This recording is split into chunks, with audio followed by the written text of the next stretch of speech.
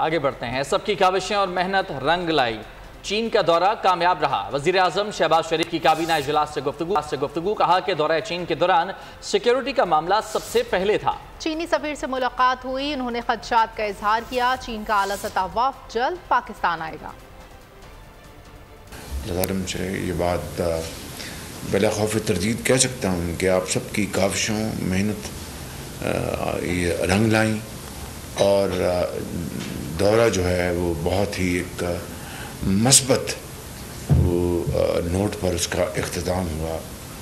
और जब मैं शांजी प्रोविंस तो वहाँ पर जब दोपहर का जो बैंक्वेट दिया हुआ था, उन्होंने साथ मेरे चीनी सफ़ीर भी बैठे थे। उनकी बातों से मुझे इस बात का एक गहरा एहसास हुआ अल्हम्दुलिल्लाह कि यानी ये दौरा बड़ा मुफीद रहा, बड़ा कामयाब रहा है।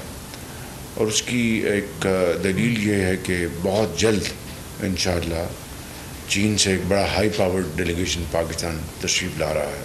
तो मैं समझता हूँ कि ये एक अल्लाह ताला ने बहुत हमें बड़ा मौका अता फरमाया है कि हम चीन के साथ अपने रिश्तों को जोड़ें। आप देखेंगे कि इंशाअल्लाह CPEC-2 भी बड़ी तेज़ी से चलेगा और इंशाअल्लाह उसके लिए बड़ी तफसील से गुफ्तगू हुई है।